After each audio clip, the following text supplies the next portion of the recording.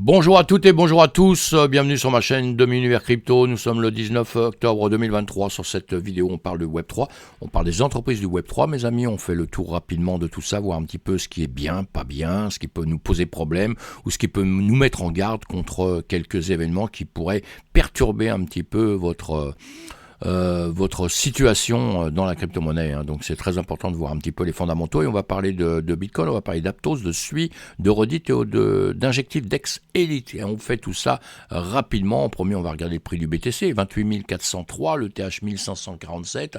On a un marché qui est plutôt reparti un petit peu dans le rouge, mais très volatile. Donc ça peut changer de couleur rapidement. Donc il ne faut jamais trop s'inquiéter de ça. Au niveau du BTC, on parle des chaînes de transmission dans Bitcoin qui pourraient changer la donne. Mais il y a un problème, c'est le CEO de Bitfinex qui nous dit ça. C'est le directeur technique de Bitfinex, Paolo Aideno, qui souligne l'impact potentiel des chaînes de transmission sur Bitcoin. Ces chaînes sont des mécanismes de ces chaînes visant à améliorer la vitesse de transaction, la confidentialité et d'introduire des contrats intelligents. Le débat autour de la proposition BIP 300 centrée sur la chaîne de transmission est également abordé. Paolo Aideno met en évidence le défi d'atteindre un équilibre entre la sécurité de Bitcoin et l'exploration de nouvelles fonctionnalités. De plus, l'article mentionne l'oscillation de Bitcoin, rendant la modification du code principal plus difficile et soulevant des questions sur la mise à l'échelle du futur de Bitcoin. Voilà, bon, tout ça, vous allez approfondir ça. Moi, je soutiens BTC évidemment depuis toujours. Pour moi, c'est le plus solide dans tout notre écosystème. Mais effectivement, il peut y avoir des problèmes. Plus on va faire de choses dessus, et maintenant on travaille avec les NFT, tout ça. Donc beaucoup nous disent qu'il n'y a aucun problème, que tout est solide, que tout avance. Mais plus on va compliquer un peu les choses sur cette blockchain, plus on va vouloir entrer de choses dedans, comme il y a les NFT, il y a tout ça. Je pense qu'à un moment donné, on risque de se retrouver face à des difficultés. On verra ça. Moi, je ne suis pas un technicien, je suis simplement un amateur avisé. J'essaie d'être éclairé aussi un petit peu si c'est possible. Donc, on verra la suite de tout ça. En tout cas, on est un petit peu, pas méfiant, mais on suit tout ça de près, évidemment. Aptos.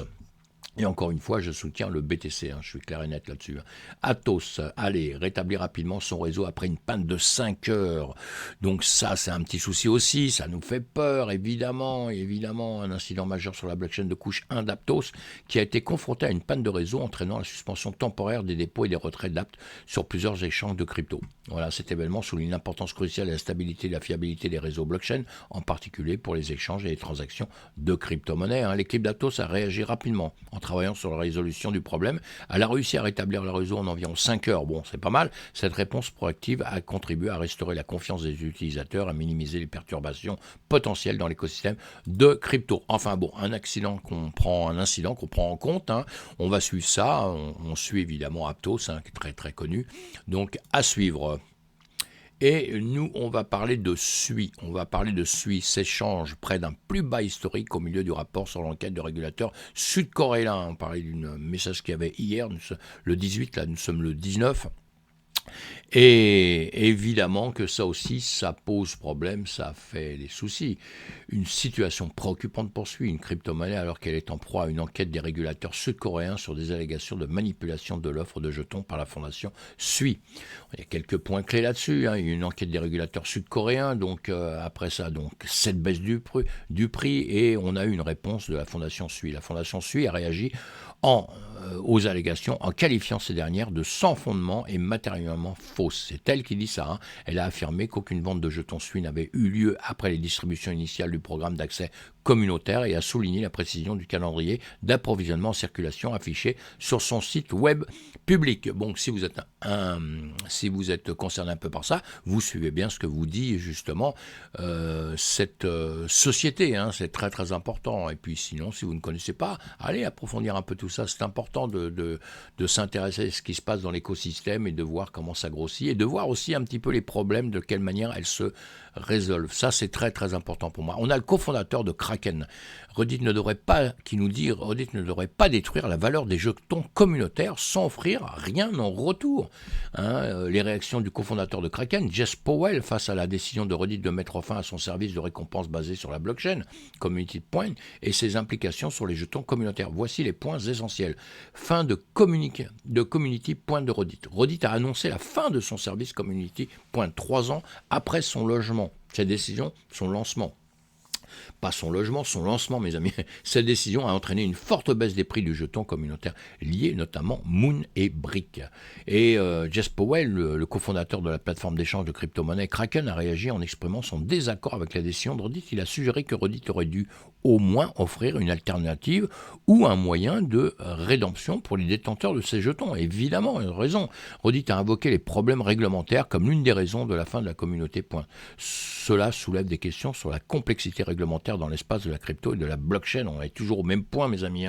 Et pour résoudre les problèmes d'évolutivité et réduire les coûts de transaction, Community Point avait migré d'Ethereum vers Layer 2 d'Arbitrum Nova en août 2022. Mais apparemment, on n'a pas réglé le problème.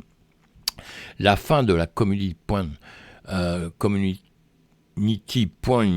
a un impact direct, un impact direct sur les utilisateurs de Reddit qui avaient accumulé ces jetons en participant activement à la plateforme. Les utilisateurs perdent une force de récompense pour leur engagement. Ça, c'est pas sympa, c'est pas cool, je trouve. Reddit a indiqué qu'en abandonnant les points, ils pouvaient investir dans d'autres produits qui apporteraient plus de valeur aux utilisateurs, tout en continuant de développer d'autres programmes de récompense. Ça veut dire vous perdez sur quelque chose, mais c'est pas grave, allez sur autre chose, ce sera meilleur. Bon, allez, passons, no comment, on va suivre ça aussi pareil, de près, au fur et à mesure que ça va un petit peu avancer, mais pour moi, mauvais point pour eux, il n'y a pas de problème. Injective Dex, Helix dévoile les contrats à terme de pré-lancement pour les jetons à venir, à commencer par Celestia.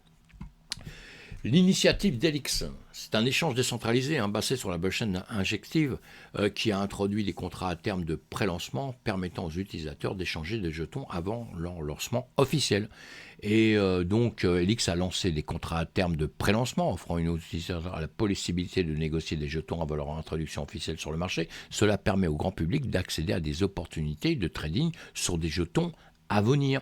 Le premier marché à terme de pré-lancement Helix mettra en vedette le jeton Celestia, le TIA. Ce jeton avait récemment terminé son processus de réclamation par parachutage, attirant plus de 190 000 demandeurs. Celestia est un réseau de blockchain modulaire qui a déjà levé 55 millions de dollars de financement avec une valorisation de 1 milliard de dollars. Voilà, Helix cherche à perturber le modèle traditionnel d'accès précoce aux jetons cryptographiques, généralement réservé aux premiers bailleurs de fonds et aux investisseurs en capital risque. Cette décision vise à rendre l'accès en trading des crypto-monnaies avant leur lancement plus accessible grâce à sa plateforme décentralisée. À voir, en plus de ses produits destinés aux utilisateurs particuliers, Helix a également introduit Helix Institutional en août. Cette plateforme en chaîne est dédiée aux institutions et se concentre sur la sécurité et la conformité, permettant uniquement aux adresses vérifiées par KYC et sur la liste blanche d'effectuer des transactions. Cette initiative d'Helix élargit les possibilités de trading pour les utilisateurs et illustre la volonté de démocratiser l'accès aux opportunités de trading des crypto-monnaies avant leur lancement officiel. Cela peut contribuer à rendre l'écosystème des crypto-monnaies plus inclusif et accessible à un public plus large. Pourquoi pas ? Oui, pourquoi pas. Mais attention, dans le trading, on peut perdre beaucoup d'argent.